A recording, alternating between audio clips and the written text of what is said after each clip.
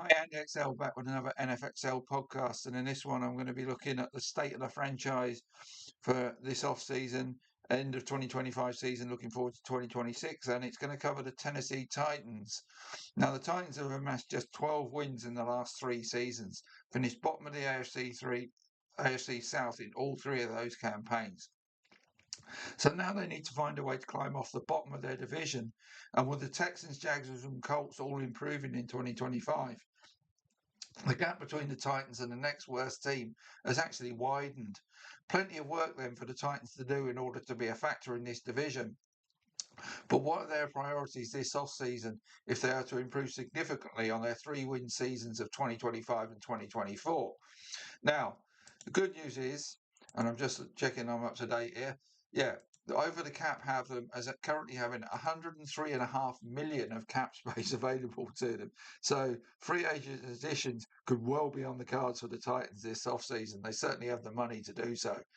Let's start at quarterback though. The Titans drafted Cam Ward with the first overall pick in last year's draft, and Ward certainly showed he can battle adversity in his rookie season, emerging with credit from the Titans' poor season. A sub 60% pass completion rate and just 303,169 yards and 15 passing touchdowns are certainly nothing to write home about. But when you consider he was playing behind an O-line that conceded 56 sacks, despite his own mobility, that's over three a game, and he was subject to constant pressures in pretty much every game. He was without his lead wide receiver Calvin Ridley for more than half the season. He actually showed plenty to lead the Titans to believe he can deliver as they envisaged him doing when they drafted him. If they can protect him better and give him better receiving options to work with, that is. And he was fourth best in the league for throwing picks, with just 7 last season, despite all that adversity. Well, Will Levis as his backup, this is one area the Titans will not look to make any moves at this offseason. Running back. Behind that poor O-line, the Titans' running game ranked 28th for rushing, although they ranked 30th for run attempts due to having to pass the ball so much when trailing. Tony Pollard did still manage to record a fifth consecutive 1,200 plus scrimmage yards season, though. Tyjae Spears has not really progressed as his backup since his rookie season of 2023 and has played in just 25 games across the last two seasons. Pollard and Spears will enter the final year of their current deals in 2026, so with Pollard being close to 30 at the end of the 2026 season and Spears not looking like an heir apparent, the Titans could possibly look to take a running back in this draft, although it does not look to be their most pressing need, that's for sure. Wide receiver. With Calvin Ridley playing only 7 games in 2025, that left rookies Alec Ayamanor and Chimere DK to lead the Titans receiving corps with limited support from veteran Van Jefferson. Ayamanor and DK performed pretty well, all things considered, but it may be optimistic to expect either of these fourth round draft picks to show enough improvement to give the Titans the top end quality they need at wide receiver. Prior to this season, Ridley did manage 2,000-yard seasons, but as a 31-year-old with little upside, can the Titans really rely on him to get back to being a 1,000-yard receiver going forward? That has to be a question. He has 2 years left on his current deal, so it may well be the Titans roll with him as their wide receiver for next season. But with Jefferson hitting free agency, I would not be shocked to see the Titans seek to add a quality veteran presence at wide receiver this offseason. Tight ends, Chiga Okonkwo led the Titans in receiving yards, but more than any wide receiver, and Gunnar Helm had a pretty good rookie season too.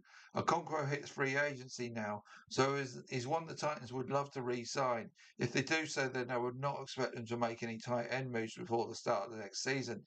If they lose Okonkwo, they will certainly need to replace him. Again, free agency may be the best route to do so, given they drafted Helm at tight end last year. Offensive line, the quarterback was running for his life in 2025, and the Titans have been ineffective running the ball. So the O-line certainly needs to improve in 2026 if Cam Ward and the offense are going to have a chance to succeed next season. Peter Skoronsky has been really good at left tackle. Kevin Zeichler also has done well at right guard. J.C. Latham did okay, but certainly no better than that in his rookie season at right tackle. Centre and left guard may be the main needs for the Titans to address this off-season, but Zeichler is a free agent now and in his mid-30s, so he's not they may need to look for a long-term solution there too. I can see the Titans adding four, maybe five offensive linemen this off-season, three or even four interior O linemen and an offensive tackle. If Zeitler leaves a couple of veterans to go with youngsters Skoronsky and Latham, would be good, and at least two early draft picks could be used to fill the other needs. Defensive tackle, the superb Jeffrey Simmons and second-year nose tackle Devondre Sweat man the interior of the Titans D line, and is one of the few areas of strength on their roster. This will not be a priority for the Titans, but maybe some depth via free agency or in the mid rounds of the draft could be useful. On the edge, Simmons was the sack leader from the interior, and having traded Draymond Jones mid-season, and now having Arden Key, Jihad Ward, and Sebastian Joseph Day all hitting free agency, there seems to be an obvious need for the Titans to improve their pass rushing unit on the outside. This could be another option to look at early in the 2026 draft and also free agency. Inside linebackers, this is another position where the Titans are probably happy with their starters.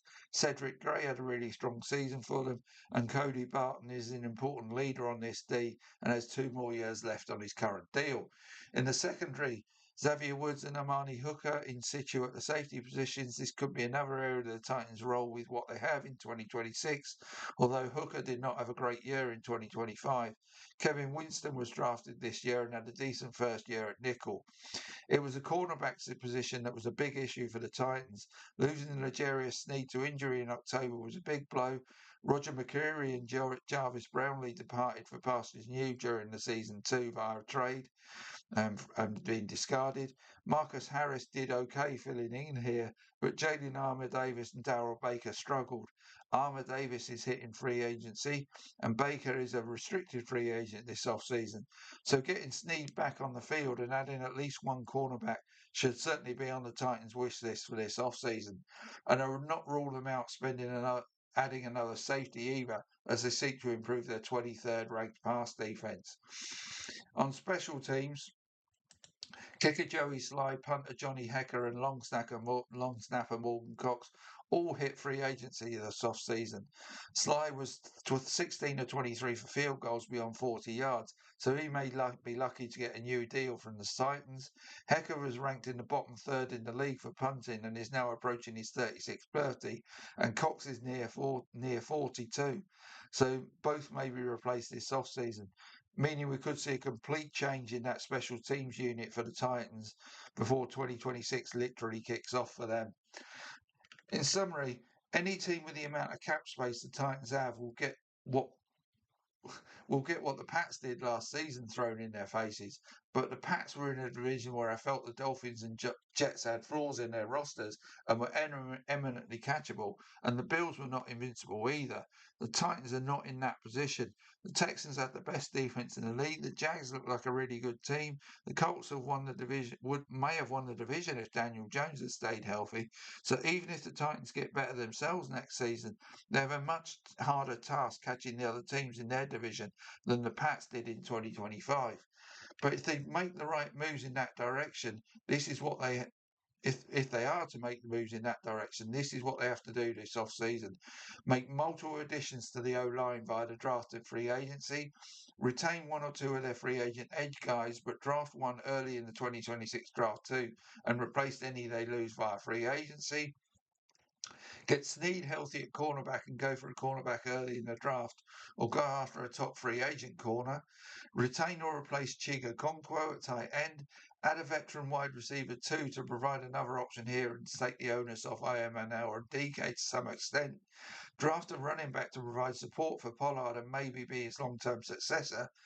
Get an all-new special teams trio at kicker, punter, and long snacker. And add another safety if they can. The O-line is by far their major issue for me.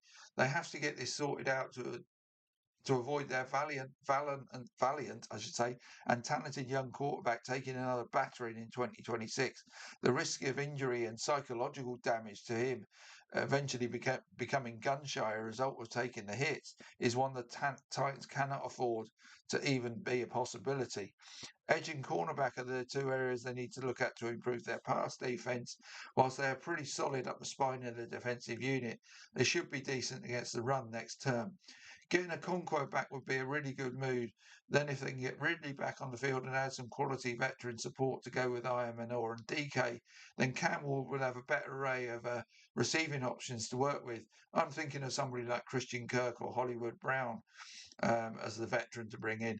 Finding a better backup for Pollard would mean they can initially move to more of a two-headed beast at running back, with the possibility of the guy they added taking over as running back one longer term. Special teams can certainly be an area they have an opportunity to upgrade this season, and if they improve in other areas, they can certainly turn losses into wins next term. To repeat myself, unless the Titans sort that O line out, nothing else is going to make a big difference in terms of them improving next season.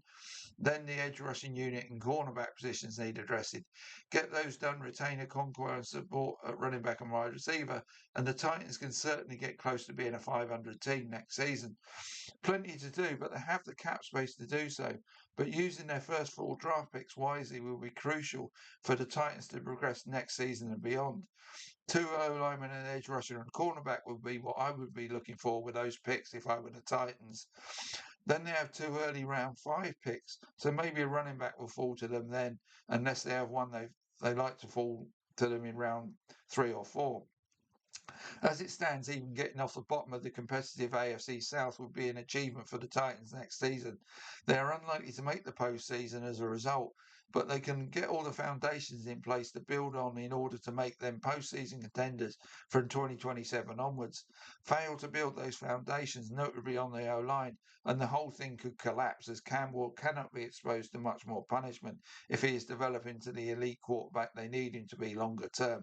So this is a huge off-season for the Titans. Get it right, and maybe there is hope for the future. Excuse me. Get it wrong, and the next 5 years could be pretty much written off in terms of getting anywhere near competing in this division. So it's a massively important season for them to start taking a step forward. Right, that's it for the Titans. Next up on this saga will be the New York Giants. So look for that one coming soon. Hope that was helpful. See you later.